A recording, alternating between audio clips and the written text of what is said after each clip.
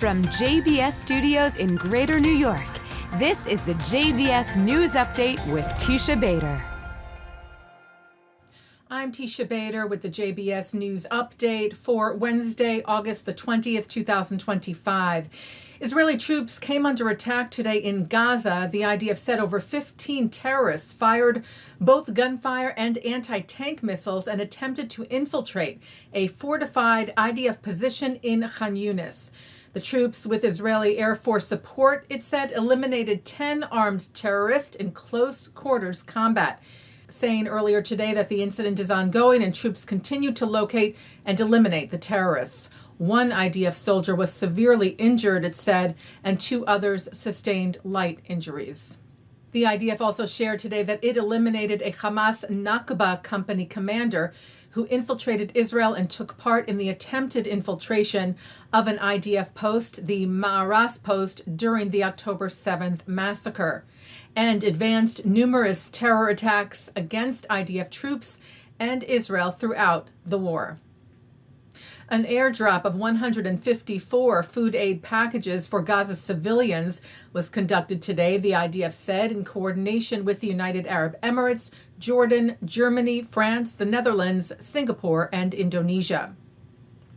Tens of thousands of reservists have been called up by the IDF, it said today, as part of the next phase of Operation Gideon's Chariots, which, according to Prime Minister Benjamin Netanyahu, includes taking control of Gaza City. The IDF said 60,000 reserve orders were issued this morning and 20,000 reservists had their service extended. The IDF values its reservists, it said, and their vital role in Israel's security. Israel today opened an embassy in Zambia. Foreign Minister Gideon Saar was present in the capital of Lusaka for the opening ceremony, where he noted that Israel and Zambia also signed a memorandum of understanding on bilateral consultations, he said, and we are enhancing our partnership in agriculture, health, and much more.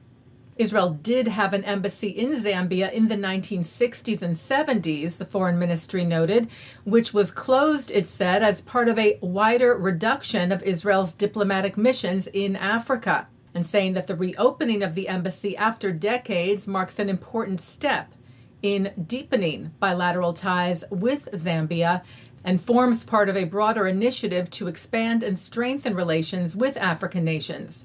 Zambia has maintained an embassy in Israel, it said, since 2015.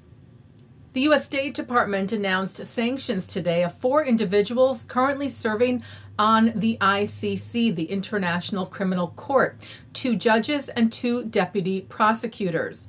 The designation, the State Department wrote, authorizes sanctions on foreign persons engaged in certain malign efforts by the ICC and aims to impose tangible and significant consequences on those directly engaged in the ICC's transgressions against the U.S. and Israel, referring to the ICC's issuance last year and upholding of arrest warrants issued for Israeli Prime Minister Netanyahu and former Minister of Defense Yoav Gallant.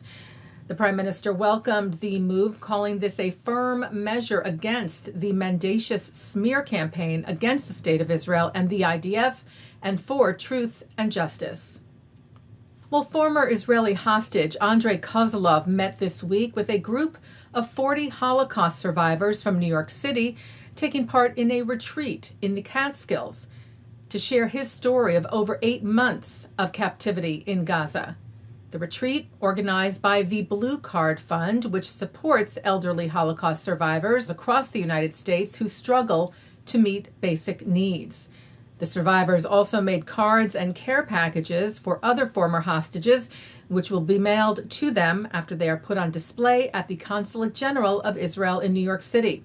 Consul of Public Diplomacy for the Israeli Consulate in New York, Yuval Donio Gidon, said, "We know that the former hostages, who share a uniquely tragic bond with the Holocaust survivors, will be encouraged by these gifts as they continue their recovery from the horrors of Hamas captivity in Gaza.